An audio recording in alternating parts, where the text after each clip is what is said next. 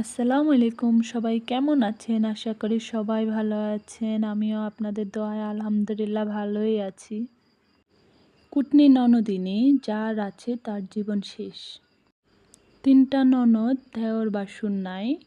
ননদেরা আসলে ১৫ থেকে ১ মাস এরকম থাকে, যেটাতে আমার কোনো আপত্তি নেই। এসেই দোষ ধরা শুরু করে। এখানে এটা কেন? এভাবে কি কেউ রাখে? আমার মায়ের কাছ তো এরকম না। এটা সেটা আরও কত কিছু বলতে থাকে।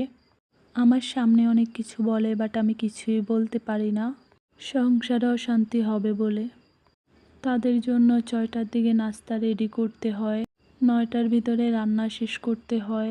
রান্নার দেরি হলে অনেক কথা শোনায়, আমি তাও কিছু বলি না। এরপরও মাকে বলতে থাকে, আপনি এত কাজ করেন কেন? কারণ আপনি থাকবেন মেহমানের মতো। কিন্তু তাদের বাচ্চার কাপড় ধোয়া থেকে সব কিছু আমার শাশুড়িই করে। পানিটাও পর্যন্ত এনে দেওয়া লাগে। আমার শাশুড়ি নিজের রুমটাও ঝাড়ু দেয়, আর নিজের কাপড় ধোয়া, শ্বশুরকেও মাঝে মাঝে ভাত বেড়ে দেওয়া, নয়তো পাতা লাড়কি এগুলা গুছিয়ে রাখে। আবার বক বক করতে থাকে, আমার নামে আল্লাহর কাছে বিচার দেয়। রান্নাবান্না সব কিছু আমিই করি। আমি আর আমার শাশুড়ি মিলেমিশে থাকা, এটাই আমার ননদেরা মানতে পারছে না। আমার শ্বশুর বলে, রান্না মাছ দিয়ে করতে দেখি, কিন্তু খেতে গেলে আর পাই না। আমি নাকি সব মাছ বাচ্চাদের খাওয়ায় ফেলি। আমার ননদের জবাবে বলে, হাত এমনিই কাজ করে, সমস্যা নাই।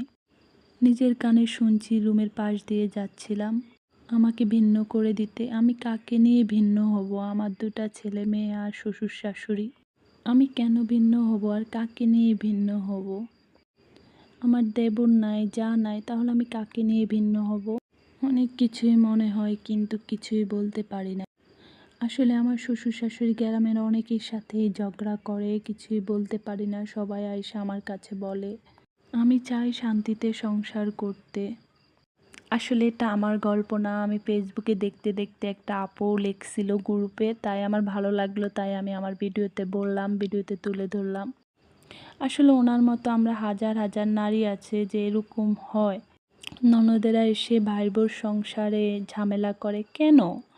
তারাও তো কারো ভাইয়ের বউ, তাই না? তাহলে কেন তারা এমন করে? আচ্ছা, আমরা মেয়েরাই তো ননদ, আমরা মেয়েরাই শাশুড়ি, আমরা মেয়েরাই সব। তাহলে কেন আমরা মেয়েরাই মেয়েদের বিরুদ্ধে যাই? একজন শাশুড়ি, একজন ননদের উচিত আগে ভাইয়ের বউকে বোঝা, আবার একজন ভাইয়ের বউরও উচিত তার ননদ, তার শাশুড়িকে বোঝা, সবাই মিলেমিশে থাকা। কিন্তু এটা হয় না। বেশিরভাগই মেয়েরা শ্বশুরবাড়িতে অত্যাচারিত হয়, শাশুড়ি